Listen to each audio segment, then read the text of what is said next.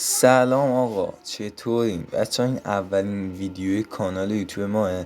امروز اومدم آموزش استفاده از هوش مصنوعی بینگ رو بهتون بدم که برید باش کلی عکس بسازید و هرچی سوال دارید ازش بپرسید. این نسخه ای که من میگم کاملا رایگانه و نیاز به هیچ مبلغی نداره که شما بخواید اشتراکشو بخرید.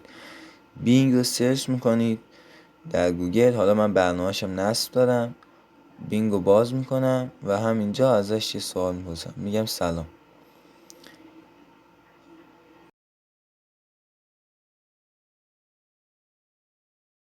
خب گفتم عکس پسرچه با پیراهن گلدار که برای لب رودخانه نشسته رو بساز.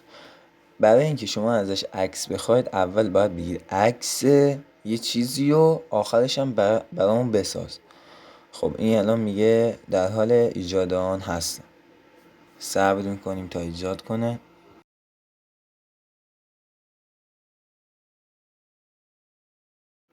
اینجا 4 نمونه عکس رو به من داد. هر کدوم که بخوام میتونم دانلود کنم. من کلی بهش گفتم و برام عکس رو ساخت. شما میتونید هر عکسی رو که مد نظرتون هست رو بهش بگید و براتون بسازه. من حالا برنامه‌اش نصب کردم، شما میتونید از طریق سایت هم بهش بگید. دوستان خیلی ممنونم که تا این ویدیو با من همراه بودید. لطفاً کانال ما رو هم سابسکرایب کنید.